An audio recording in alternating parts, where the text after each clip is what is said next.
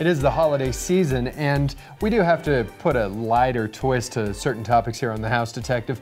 One of them is the legal side of real estate. And I've brought back in Kurt Franke to talk about A Christmas Carol and the legal side of A Christmas Carol, right, Kurt? Yes, it's become our annual tradition as well. Now, I like this tradition on a couple of different levels. First off, it's a tradition in your household. It's a little insight into your world. It's an important part of your life. You've got a lot of copies of this book, right? That's correct. Yeah, I collect copies of The Christmas Carol. That's neat. Yeah. Now, you know the story quite well, and there's a couple of different points that really touch on the legal side of things, don't they? Yeah, so I thought we'd do an analysis of the legal side of A Christmas Carol. All right. And I think last year we touched upon it as well, and I think we started with Jacob Marley and whether he was guilty of breaking and entering into Scrooge's house. All right.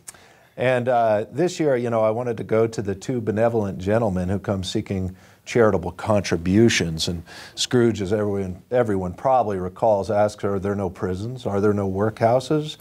The poor law, is that still in vigor? And the treadmill. And just talk about what he was talking about back then. What was he talking about? What is he going after? Were there places, were there poor laws in place at that time? Yeah, actually in all of England. And there was, I think Scrooge was more a caricature of the laws of the state and the state and the economy of England at the time. And, you know, for instance, the poor law established the workhouses, and the workhouses are places the poor could go if they wanted to live even more impoverished and work from day to night and be separated from their family.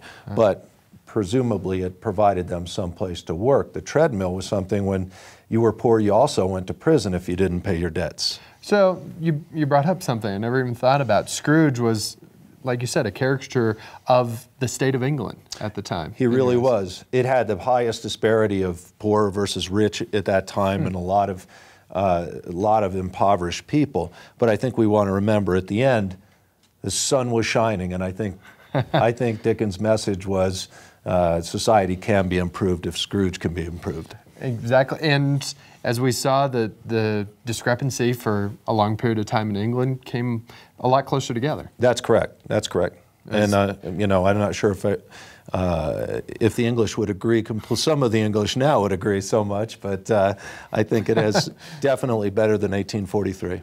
It's another way of looking at A Christmas Carol. Maybe the next time you sit down with your family, you'll look at it a little bit differently, whether it's the legal side or the historical side. That's correct. It's a nice little tradition you can have with your family. If you want to set up an appointment with Kurt Franke and talk a little bit more than just A Christmas Carol, how can they do that, Kurt? Even if you want to talk about A Christmas Carol, you can call me at 827-6100 and speak with Linda. She'd be happy to set up an appointment, or go to my website, locaf.com. It's that simple. Sit down with Kurt and find out just some more stuff on the legal side of real estate. Thanks, Kurt. Always appreciate you coming in.